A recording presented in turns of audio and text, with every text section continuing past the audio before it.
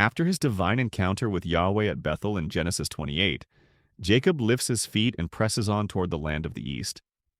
But as he steps into this new chapter, the covenant name of Yahweh seems to disappear from the story. No voice calls from heaven. No angels appear. No miracles are recorded. Instead, Jacob enters a world of ordinary, everyday moments. Shepherds gathered at a well, flocks waiting for water, and men who happen to be from Haran and know his uncle Laban. Jacob has arrived at exactly the right place at exactly the right time. Behind this veil of ordinariness, Yahweh remains faithful to his word, just as he promised at Bethel. I am with you wherever you go. It is God, unseen, guiding his covenant promise through the rhythms of regular life. Just then, Rachel arrives. Her appearance at the well should remind us of Genesis 24, where Abraham's servant met Rebekah by a spring. But the pattern is deliberately reversed. There, Rebekah offered water to the servant and his camels. Here, Jacob takes the initiative. He rolls away the stone, draws water for Rachel's sheep, and kisses her. The Hebrew hints at this reversal through wordplay. Shaka, to water, sounds almost identical to nashak, to kiss. What Rebekah did for a servant, Jacob now does for Rachel. There's another striking difference. The servant arrived with gold, silver, and gifts, prompting Laban to run out in welcome. Laban runs again, but this time there are no gifts or bride price. Jacob carries only his staff and Yahweh's promise. This reversed pattern is no coincidence. It shows that God is moving his covenant plan forward, even when he isn't mentioned in the story. In Genesis 24, the servant prayed, and Yahweh answered immediately. This time, no prayers are recorded, yet Yahweh's hand is still at work. After Jacob has been with Laban a month, Laban raises the issue of wages. Jacob shouldn't work for nothing. When asked to name his price, Jacob speaks plainly, 7 years of service for Rachel.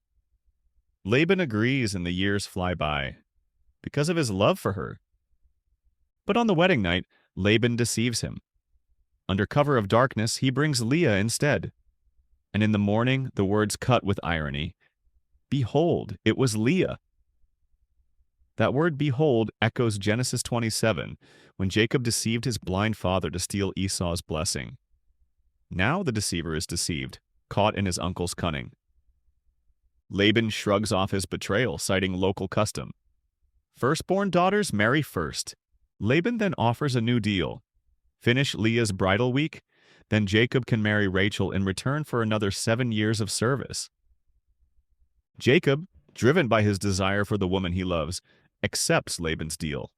He completes the week, weds Rachel, and commits to working for Laban for 7 more years. Yahweh's name is absent until verse 31, and now he finally appears. Yahweh saw that Leah was unloved, and he opened her womb. He acts without being asked. While others focus on deals and desires, Yahweh saw the plight of the unloved wife and gave her a son. Rachel remains barren, but Yahweh blesses Leah with children. Blessing comes not from beauty or favor, but from Yahweh alone.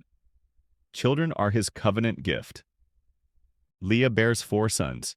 Each son's name reflects how Leah sees Yahweh at work. She names her first son Reuben and says, "Because Yahweh has seen my affliction." His name plays on the Hebrew word ra'ah, to see, expressing her desire that Jacob might now see her. She names her second son Simeon and says, "Because Yahweh has heard that I am unloved." His name plays on the word shama, to hear, affirming that Yahweh listens to the overlooked. She names her third son Levi and says, "Now my husband will be joined to me." His name draws from lava to join, reflecting Leah's longing for love. She names her fourth son Judah and says, "This time I will praise Yahweh." His name plays on the Hebrew word yada, which means to praise. This name marks a shift as Leah turns from seeking Jacob's affection to praising Yahweh's faithfulness. In this entire chapter, Leah is alone in speaking the name of the covenant God. Like Hagar, who called him the God who sees in Genesis 16:13, Leah sees that Yahweh has blessed her and responds with worship. The royal line will be traced through Judah. It is not through Rachel, but through the unloved wife that Yahweh's promise will move forward. Jacob's household is marked by rivalry, deception, and unmet longing. But Yahweh is present. He guides Jacob to Haran. He brings Rachel to the well. He opens Leah's womb. His faithfulness runs beneath every twist in the story. His promise advances not through perfect families or flawless plans, but through ordinary people and painful circumstances.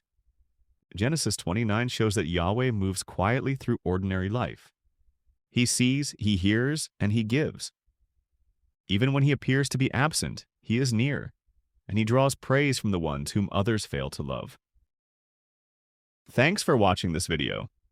If you found it helpful, don't forget to like, subscribe, and hit the bell icon so you won't miss future videos. And if you're able, leave a kind comment below. You can also share it with others, so they too can see the truth and trust in the Lord Jesus.